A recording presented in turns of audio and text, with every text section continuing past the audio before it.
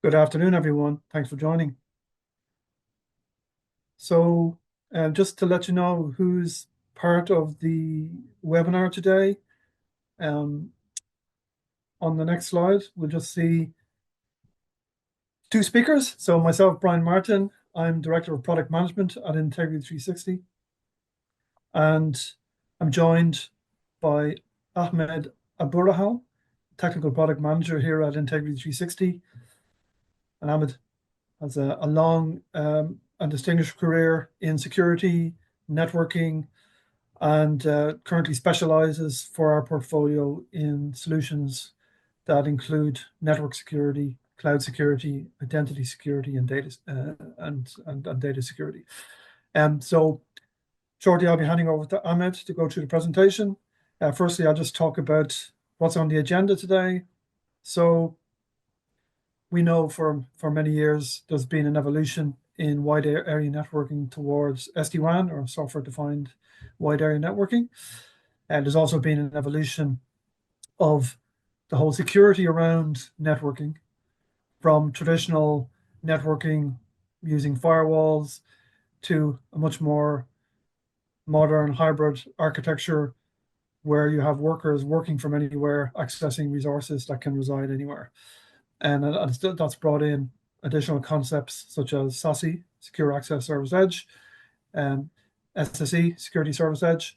And when considering an SD-WAN migration or evolution within your organization, you need to also consider it in the context of security, and how you secure all of those users and all of those resources that are being accessed across the organization, whether within or external to the organization. So I'm going to cover, or I'm just going to cover primarily, how SD-WAN fits into SASE, next generation branch design within that context, considerations around the scalability and flexibility and security of SD-WAN, some of the challenges around adopting SASE, some of the evolution around SD-WAN and its capabilities, and when embarking or continuing a project around SD-WAN, some of the best practices to consider. And then we'll summarize at the end some key takeaways that you can take away as part of your own planning. And there will be time at the end to answer any questions you may have.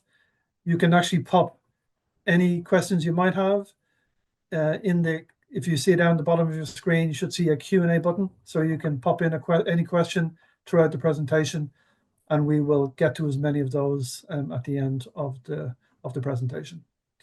So with that, I will hand over to Ahmed to introduce the topic. Over to you, Ahmed. Yeah, thanks so much, Brian, and thanks everyone for joining. So we're going to start with looking at the transformation and the journey that happened to the enterprise network. So as you may see here, we have Bob, who is he works from the head office. And in this example, we have a very simple business requirement, which is Bob accessing YouTube to watch training videos, and one security requirement, which is Bob should not be able to upload anything to YouTube. So having these as our examples, the architecture is very straightforward. Bob's, the traffic goes through web security, apply that security control, and then connects to YouTube. So, and on the left-hand side, we have Charlie, who seems to be like Bob's twin brother. And Charlie had the same business requirements and security requirements.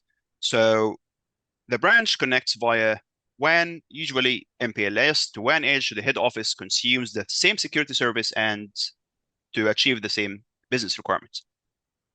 And then with the start, and as we all know, working from home, work from anywhere, hybrid work model started to be much more common. So when it comes to working from home, it stays the same business requirement and the same security requirements. So similarly to branches, we used remote access VPN to connect to head office, consume security services, connect back to the internet. But that's not good because we have different factors here that impacts the performance of both the network and security environment load, I would say, plus the user experience as well. Bandwidth here is just one of many factors that may cause poor user experience. So whether we're talking about bandwidth and the internet traffic being throttled, or the delay and the added delay, and some applications may not even be working properly in this model. So, and that clearly doesn't confer with the business requirements. So there are solutions. So instead, for example, of using full tunneling for the remote access VPN, we may use split tunneling where internet traffic goes directly to internet, while the other traffic that is destined for the head office can go to the head office. So from business point of view, that's great. Now we solve the bandwidth issue. However, that also removes the security control that we previously had on the internet traffic. And that raised a security problem. And clearly, security will not be happy with that.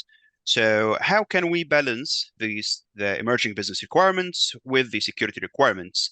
And as always, the cybersecurity industry, following the accelerated, I would say, new digital features and the new business requirements as well, swooped in, looked at this challenge, looked at the problem, and they came up with the idea. So why don't we centralize the security requirements on cloud, and then rather than sending the traffic to the head office to consume the security services, just to send it to the vendor SSE.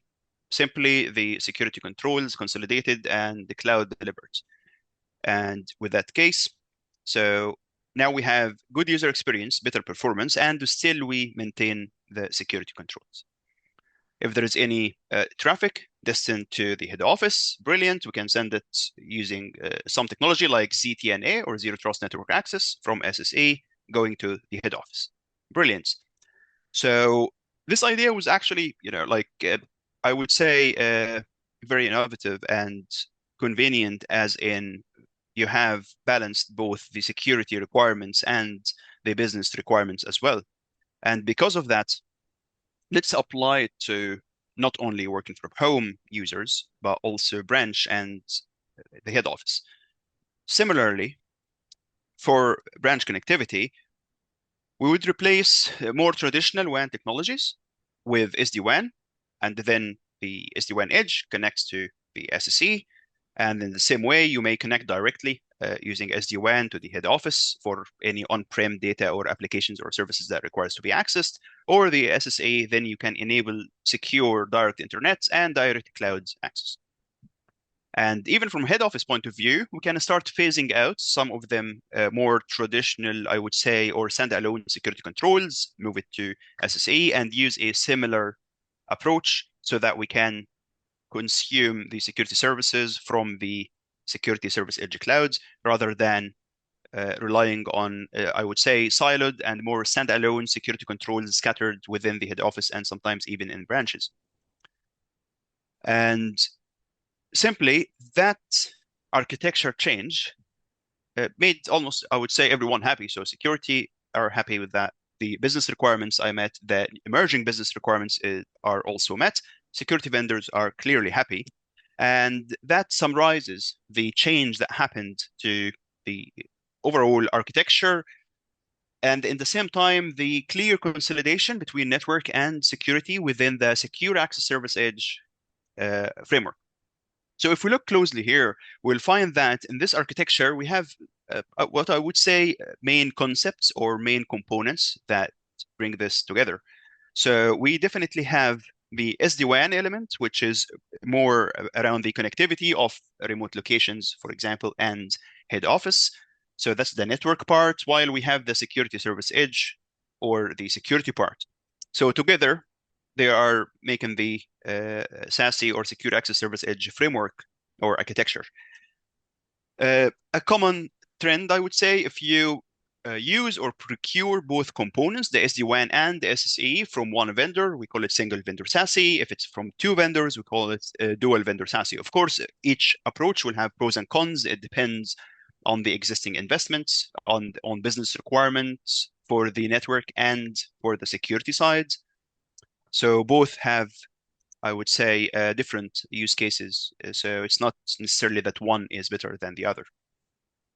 And then if we're looking at the SSE cloud itself, so we also have the concept of point of presence or POPs, and each SSE solution or each SASE solution is different when it comes to how many POPs they have, the geographical distribution of these POPs, where you connect to the SASE cloud, and at the same time, the capabilities of each of these POPs, SLAs and resilience and other factors as well. And if we look on the branch side, so when it comes to SD-WAN edge, we have, again, different criteria to evaluate or to look at the SD-WAN technology. So the SD-WAN edge itself, there are multiple form factors, and what are the other common capabilities that can be added on top of just the SD-WAN connectivity capability. So having the SD-WAN and on the branch side, connecting to the SASE clouds, to a POP on the SASE cloud, and then from there consuming all the security services, and after that the traffic being routed based on the application, for example, whether it's going to cloud or SaaS or even on-prem applications. So that all, this setup together, we call that a SASE branch. Basically, it means all what we need there is just the SD-WAN connectivity, the tunneling to steer this traffic to the SASE or SSE clouds. And from there, it will go to its destination within the security controls applied by the SSE vendor or the SSE solution. So that setup, we call it sometimes a next-gen SD branch or next-gen SASE branch. The final piece of the puzzle here is to replace YouTube, the example that we had, with any destination. It can be an external destination like a website, managed or unmanaged SaaS. It can also be a private or corporate destination, whether it's a private clouds or a public clouds, or some application in the data center on-prem.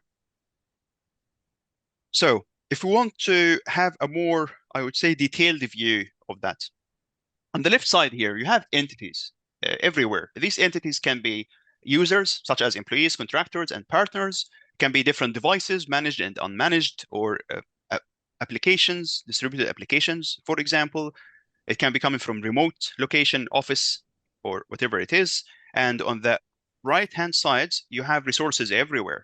Again, they can be also applications or data or APIs, SaaS or IaaS. So wherever the resource is. So the goal here is to provide this consistent user experience so that I can allow any entity to access any of these resources using the same modular architecture and consistent user experience. Not just that, but also consistent security policies. And in order to do that, we have, as we say, the main two components. So the WAN edge, the most famous part, I would say, the SD-WAN, and other WAN edge capabilities as well. And we have the security service edge, or the SSE, and that combines multiple security capabilities. The most common ones are secure web gateway to secure web traffic, cloud access security broker for access to sanctioned or corporate SaaS applications, ZTNA, Zero Trust Network Access, and even in some cases, they would still provide some flavor of network-based remote access VPN for backward compatibility with some of the, let's say, more head office, like on-prem based applications. You have firewall as a service and other advanced security features, perhaps remote browser isolation and other features as well. These two, to work together, we need to have this context of adaptive access controls, which is usually you will have multiple access factors to evaluate an authorization or an access trial on. You have the identity and device, sorry, the identity of device and of the user as well. You have the threat awareness, so any transaction or any access transaction happening within this framework, if there is some threat, whether it's suspicious behavior, for example, or even just a file being uploaded or downloaded which is infected or a malware. And data awareness as well. So understanding if this data is sensitive or not, and applying different data security policies. All that together is what makes a SASE the cloud infrastructure. This is what makes the different components or building blocks, making the SASE architecture. So, and after this long and quick introduction, I would say that maybe it's time for the first poll question now. So, question number one says, where are you in your SASE adoption journey? You may have fully migrated to SASE architecture or using some SASE SSE components, for example, SWG, ZTNA, etc., but not a full framework. Actively evaluating SASE or SSE solutions, considering SASE within the next 1 to 2 years, perhaps not currently on our roadmap, or maybe you're not very familiar with SASE and you're yet to explore it and consider it if it will meet your business requirements or help you solve some of your current challenges. So at the end of the webinar, we'll have a look at the results of the polls and try to see what are the common trends between the attendees in here. Okay, so moving from SASE, we will zoom in into the next gen branch, network design. So how the currently how branches and remote offices can look like. So because we do have challenges with the more traditional branch design. So for example, usually you may have different standalone solutions. Again, lack of integration, perhaps manual WAN edge management on routers, for example, and then you need to bolt on other capabilities on top of that. So there is no really like strong integration or central management of all the different SD-WAN branches in some cases. If you need to connect directly to cloud, direct cloud access within multi-cloud environments. In some cases, you rely on a separate solution to connect to each cloud. And again, that adds to the siloed nature of this approach. A lot of manual controls. And in the same time, sometimes actually it's even, you may need remote access for some of the branch users for some use cases. And then if we are talking about app performance and specifically in cloud, some, I would say more traditional SD-WAN technologies may actually lack the visibility or totally doesn't say or cannot enforce app SLAs once the traffic leaves the internet going to the cloud provider, you lose the control of that segment of the network. And then you have the extra cost and complexity of a thick branch. If you want to, as we mentioned, add on the different security controls on top of the SD-WAN or WAN connectivity, you may need next-gen firewall, a router, perhaps sometimes even like a sandbox or DLP controls or a proxy. So many other security controls. And the last one, which is, I would say, very common, and that was kind of the main reason the whole SSE and the cloud delivered security services started, is to avoid traffic backhauling. So you don't need to send everything to the head office to consume security, especially because we know that most of the data and applications move to cloud, whether it's within like a public cloud or within a sanctioned SaaS. So you don't really need to send all this traffic to the head office to consume security services. Clearly it is not the design that is fit for how the enterprise data and applications and users as well are distributed in today's world. So if we look at the branch, this example, we have the SD-WAN edge connecting to ISP, which gives you that flexibility and scalability in the same time. Connecting to the internet, you allow direct cloud and direct internet access. Okay, great. However, here we still have that lack of visibility and the app SLA. But if we use the model where you connect a WAN to a WAN backbone, so of the security vendor, many of the security vendors provide their SD-WAN solutions. Basically, the SD-WAN edge will connect to a POP in the within the vendor backbone network. And then there is a lot of, for example, routing optimization, direct peering with multiple cloud providers, etc. All that works to enhance, first of all, the user experience, and at the same time to lower the delay and increase the overall RTT or round trip time for your network traffic. So that's great, but we still here have that gap of the security. So I would say there is two common ways here. One, because we don't want to backhaul the traffic. So the first one, and that's what SASE is about, will be to send the traffic to the SSE to consume the security services. If that's a different SSE solution than the WAN solution, then that's, as we mentioned, the dual SASE approach.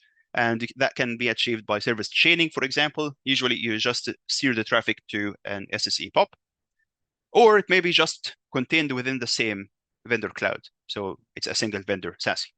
And some other, the second option, I would say, will be utilizing an SD-WAN edge that is also a next-gen firewall, for example, to apply some of them security policies. So perhaps less granular, but still a level of URL filtering and web security and DLP policies and advanced threat protection, for example.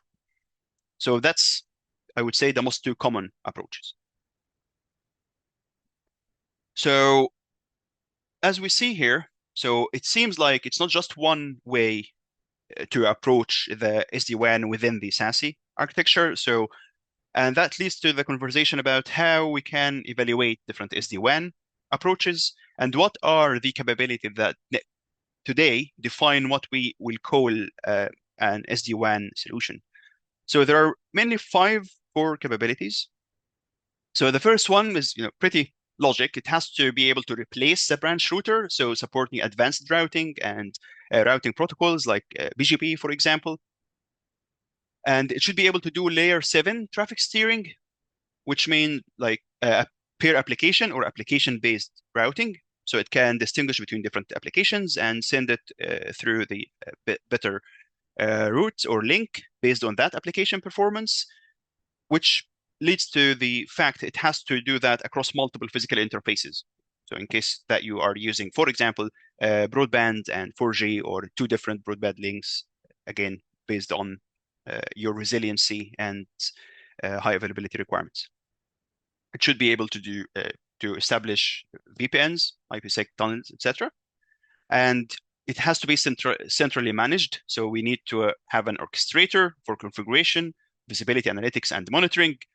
Some vendors will have this as on-prem, like an actual box, or it can be cloud delivered as a SaaS. And on-prem box, it can be, of course, like hardware or virtual appliance. And the last one is the form factor for the branch and data center and the cloud location. So the actual SD-WAN edge, I would say. So these are the minimum options to be supported. You need to have the 2 form factors of hardware and virtual appliances. So these are the mandatory features to have an SD-WAN solution. But there are many other common capabilities. The most common one is an integrated layer 4, layer 7 firewall or a next generation firewall. And you will see, like if you're looking or if you have looked already at the market, you will see that different vendors will have different capabilities. Some, for example, may have a lower security capabilities on the actual SD-WAN device because they defer most of these to their SSE cloud. Supporting API for wider integrations with third party and, for example, for automated response actions when it comes to an MDR solution. Service chaining capabilities, that's usually used for SSE, Security Service Edge, integration for dual vendor. Application performance optimization, again, orchestration and integration with cloud service providers. So many of the SD-WAN solutions will integrate natively with Azure and GCP, for example, and AWS, so that you have this full centralized management across not just your branches, but also for direct cloud access for your cloud environments as well. And not all SD-WAN solutions will have a backbone. So that's also another important criteria that you may want to consider when evaluating the SD-WAN solution that you're opting for. And the capability number 8, again, some SASE vendors who also have LAN, I would say, capabilities, such as switches, for example, or wireless access points. So because of that, one of the extra capabilities that some SASE solutions or SASE vendors provide will be to centrally manage not just the SD-WAN edge, but to extend this to the rest of the network so that you can also manage the internally the VLANs, for example, and the access points and the wireless like WLANs, etc. So that's I would say one of the bonus or like the common capabilities, not necessarily part of the critical capabilities for SD-WAN. If it's using AI or Gen AI to basically analyze the network behavior and analyze the performance for applications and then make suggestions so on how to enhance it. So that's another component. And finally, the form factors. So there are other form factors, not just hardware or virtual appliances. You can have for example, a virtual network function, a VM or a container, or just like a branded turnkey hardware. All what you need is to place it in your branch, connect it. It will connect back to SASE, and you're done. And the last form factor, I would say, is software agent. So you can have the same concept, but on the actual endpoint, on a managed endpoint by having an SD-WAN endpoint agent. So these are, we looked at the 5 mandatory or core capabilities of SD-WAN to look at when it comes to evaluating different SD-WAN solutions, and the 10 most common capabilities in SD-WAN as well. So now we will look at the wider picture in adopting SD-WAN within a SASE framework. So, and that's the time for poll question number 2. So before we talk about the key challenges in SASE adoption, let's see what the participants think. So actually, which of these is your biggest challenge with SASE? Is it the cost or licensing model, for example? Is it because you have some legacy systems and the integrations are not very straightforward? Is it performance or user experience? Complexity of architecture choices, for example? And the last one will be skill gaps or internal resources.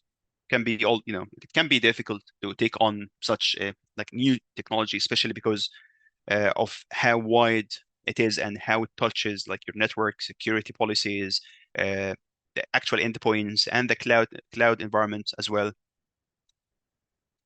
So, and yeah, as we said, we'll look at these at the end, the results at the end of our webinar. So looking at the key challenges in SASE adoption, we'll just have like a few as an example here.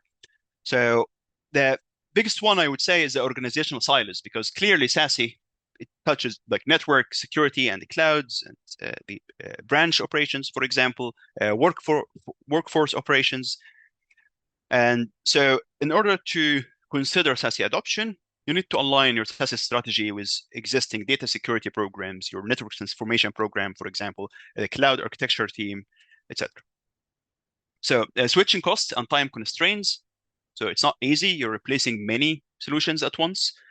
But in the same time, we'd recommend that you can always capitalize on every refresh or renewal opportunity, because most of SSE vendors or SASE vendors, they license per, I would say, in a modular way, so per capability and per count of end users. So you have many flexible licensing options. So you can just, for example, at the time of web proxy renewal, you can move that to SSE and just having the SWG or the secure web gateway parts, and then do that in a gradual approach. We'll talk more about the migration strategy in a second.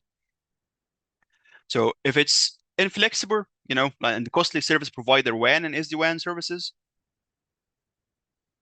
so there is always, the fact that you can consider transport agnostic or ISP agnostic SD-WAN technologies and services for branches. So you can have this flexibility. You can just add any ISP link, for example, whether it's a broadband and fiber, for example, or is it LTE or 5G. You have that flexibility, and you just focus on the overlay rather than being, I would say, coupled and tied down sometimes with the inflexible ISP like SD-WAN contracts. Insufficient vendor selection, and due diligence, for example. So it's not a quick journey. So first of all, you should actually expand if you have an SD-WAN or SSE or any program, or I would say project related to any of the technologies that falls under the SASE framework, I would say expand the SASE RFI or RFP requirements to cover security and network capabilities across all use cases, even if there is no immediate need for these requirements. First of all, because you want to make sure that you're making your selection future proof, and in the same time that in few years you can still, gradually, as we said, phasing out more of the traditional existing security controls and moving it to SASE. The second point here would be to allow for like 3 to 6 months, I would say, for pilots, just to make sure that it meets your security and business and other non-functional requirements. It's not like a quick journey at all. And the last one is a staffing or skill gap, and then you can always consider managed services while upskilling internal teams. So we'll have like 7 main, I would say, recommendations or steps if you want to plan on a high level uh, best practices for successful SD-WAN project. Actually, it's not the SD-WAN project. I'll be honest. It's more a SASE project. It will consider SD-WAN, but as we said at the very beginning, it may not be very practical or the best approach to consider SD-WAN only or SSE only outside the wider SASE transformation or SASE framework. Even if the immediate request or for this year is SD-WAN, brilliant. We can prioritize that. But in terms of your strategy and roadmap, you should consider the bigger picture. So first step, start with the gap analysis. So you look at the future state versus current state. This is just, a very quick example.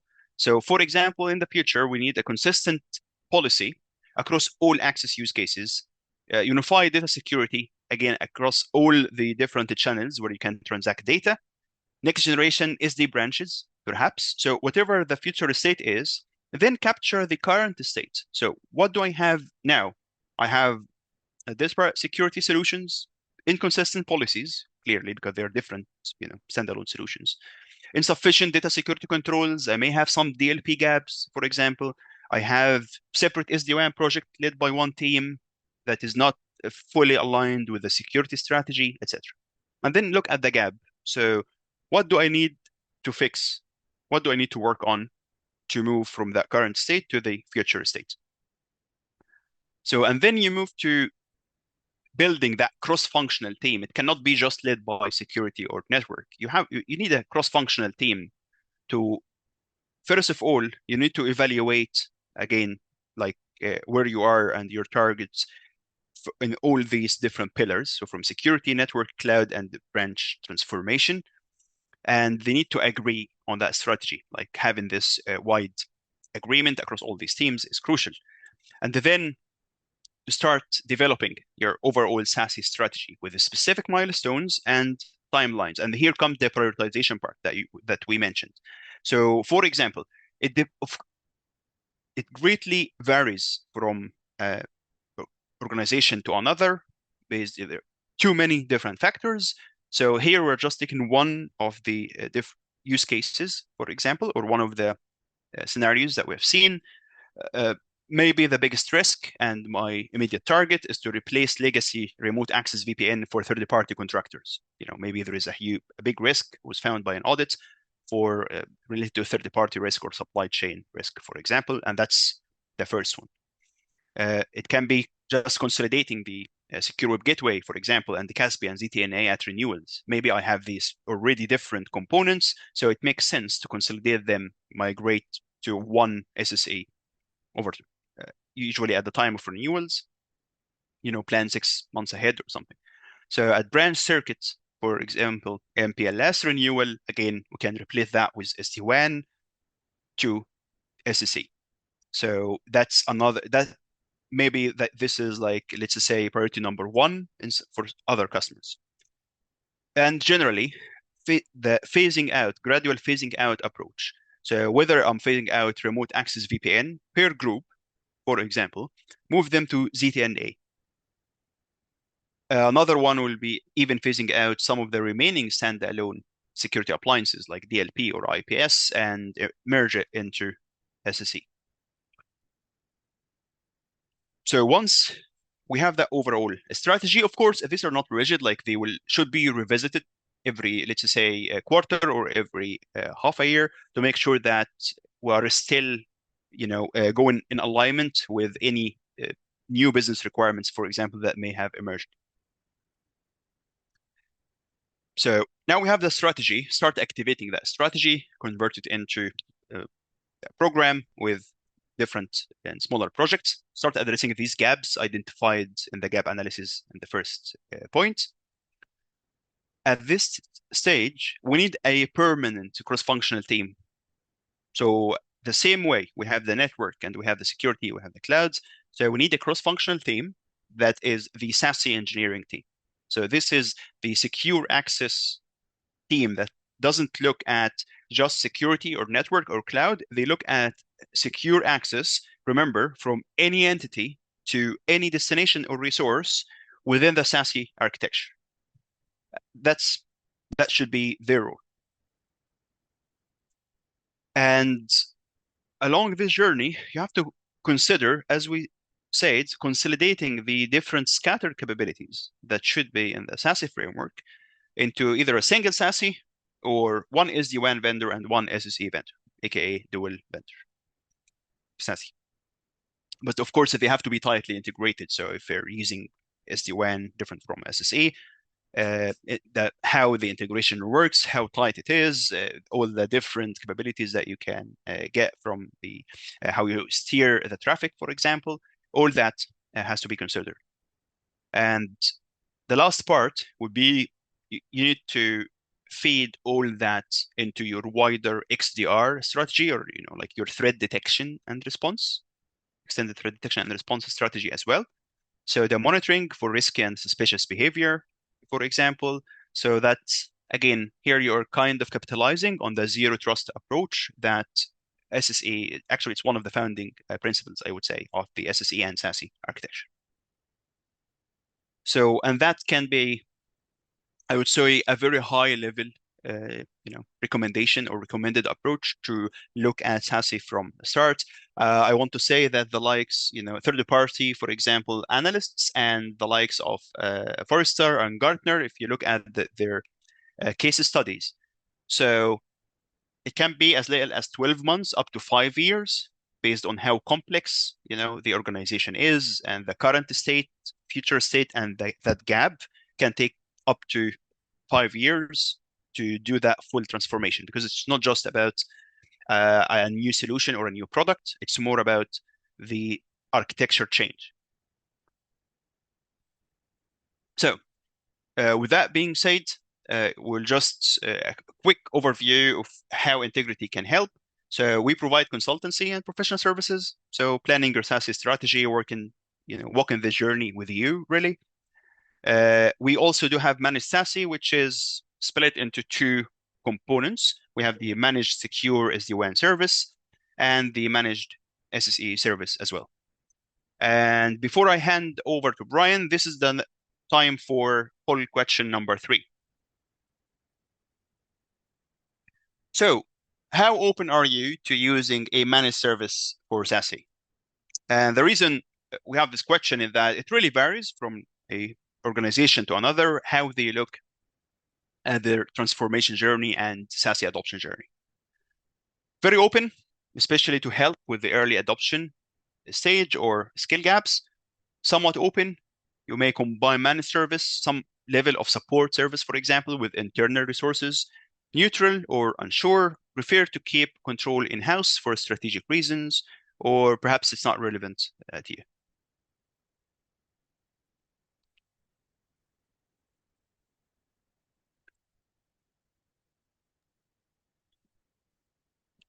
All right, so looking at the first poll question, as you see, when we're talking about where you are in your SASE journey, it's actually almost an equal split between most of the different options we have. So we have users who fully migrated to SASE architectures, and we have other attendees who are not familiar with SASE. So it's really, widely spread.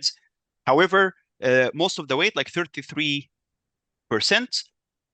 have chosen that they use some SASE or SSE components, like Secure Web Gateway, for example, but not really still the full framework. And that was kind of expected. Many of our customers started that journey, but they're not yet at the finish line. If we look at pull question number 2, so actually, the uh, response that got the choice that got the most responses is the complexity of architecture choices. And I totally agree with that because there are too many different flavors of SASE. If you look at 10 vendors, each of them follows actually a separate approach. Yes, we agree on the capabilities, like on the final outcomes, but the architecture, the compatibility, are they using like a distributed cloud, like based on you have to connect to a POP, for example, for your networking or not? You just rely on firewalls. Is it even a firewall?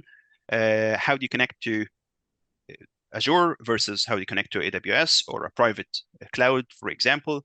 So there is many different options, I would say, and sometimes too many different options can make it very, less easy to decide, I would say. Hence, the whole focusing on the planning, coming up with the requirements, and after that, be allowing enough time for evaluation.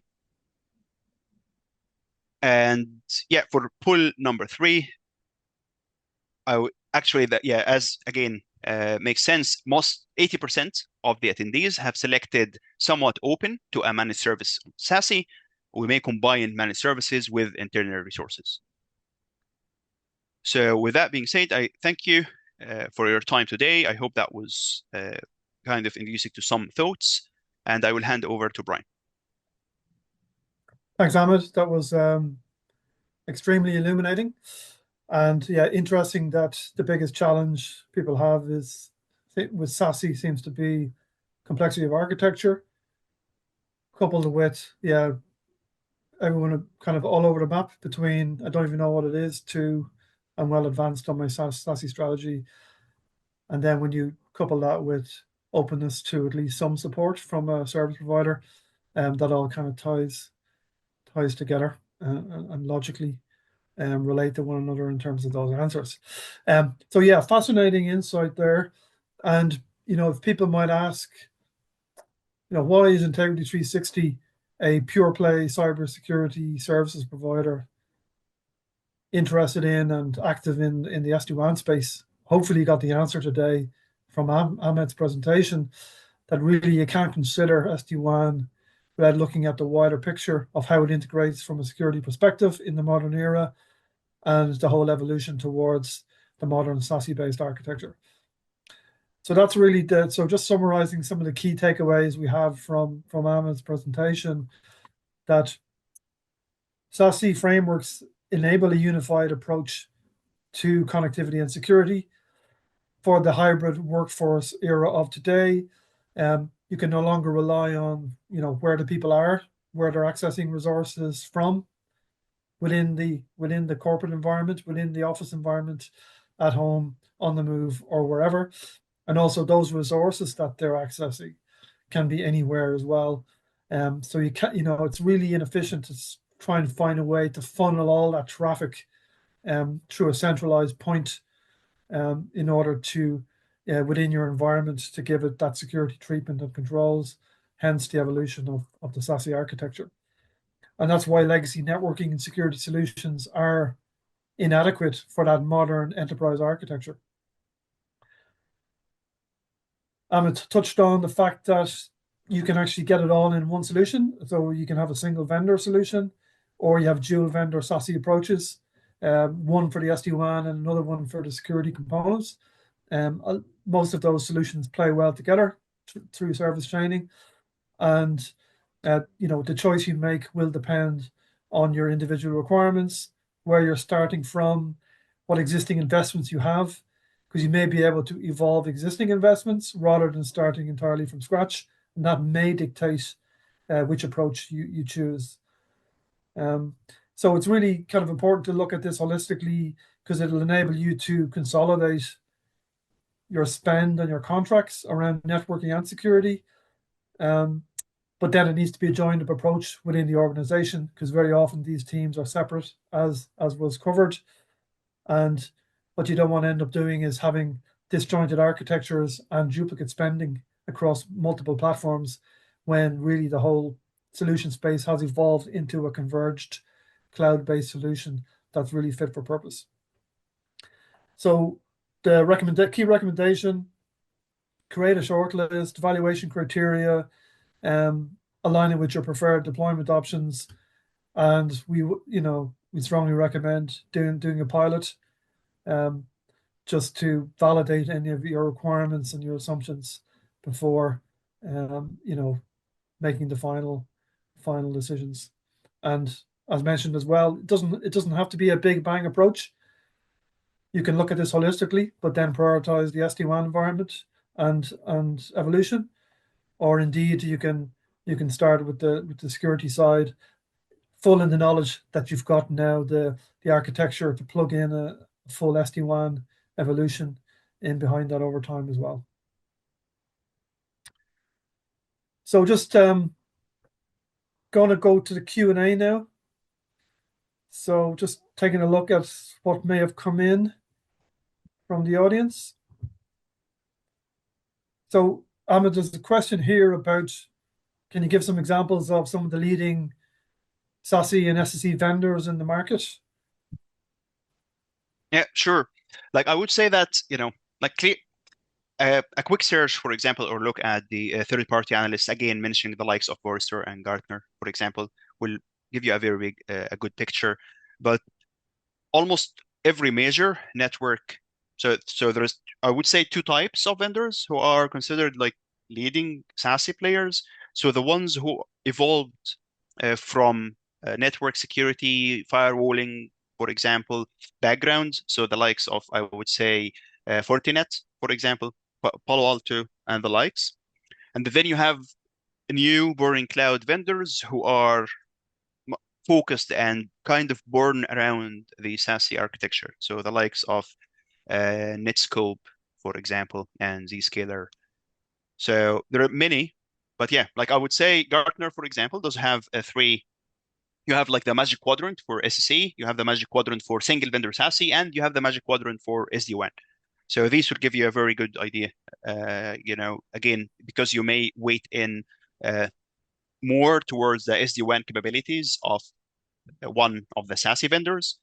So but yeah, I would say Fortinet, Netscope, Zscaler, for example, Palo, maybe.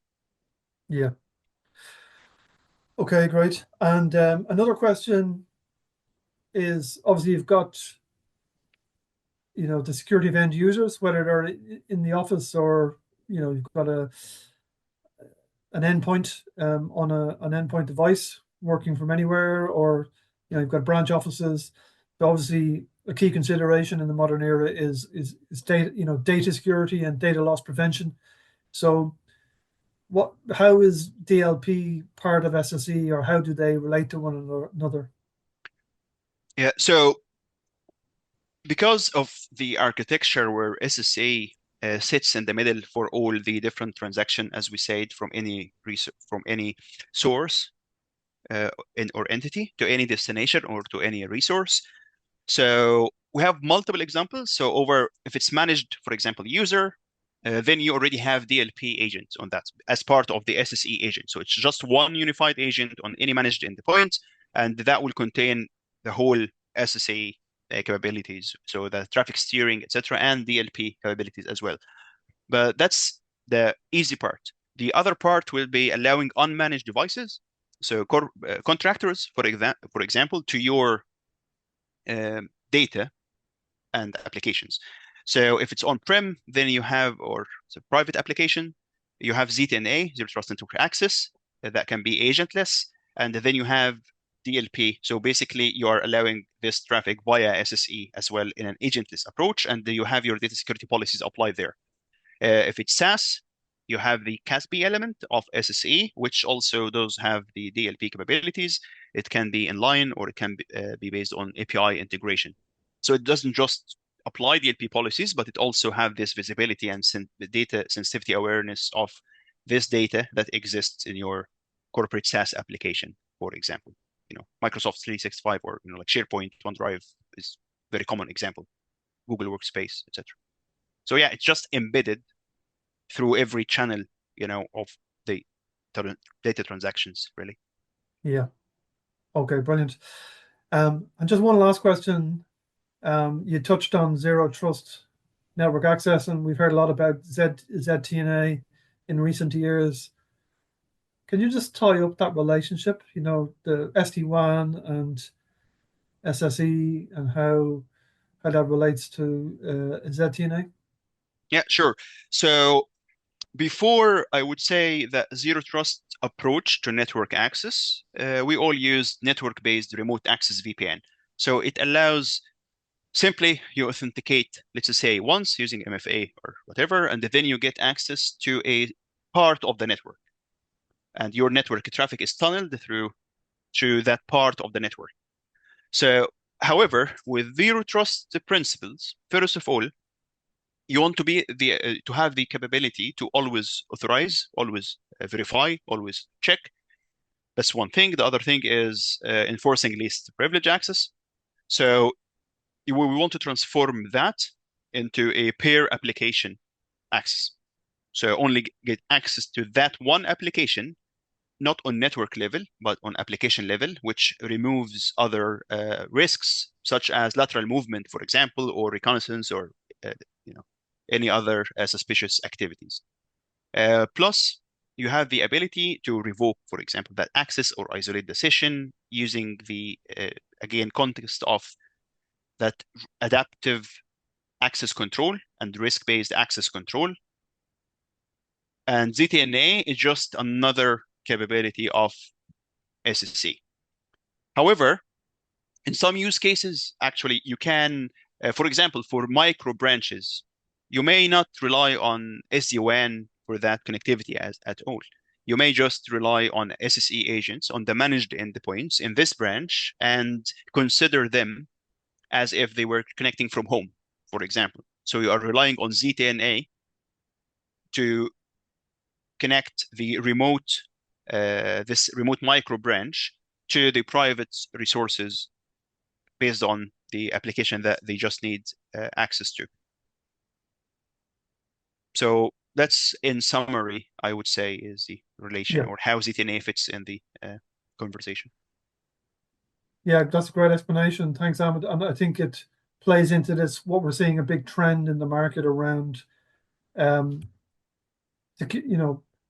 product and vendor consolidation. The fact that products and solutions and categories that used to be independent products that you had to manage, discreetly with potentially complexity and integration issues, whether it's zero trust network access and CASB and web gateways and DLP and obviously, networking, all coming together in integrated platforms. So whilst people are grappling with those architecture challenges, as I mentioned earlier, there is also an upside in terms of a simplification and a consolidation that's coming to play as well in this whole SASE category. So I think there is a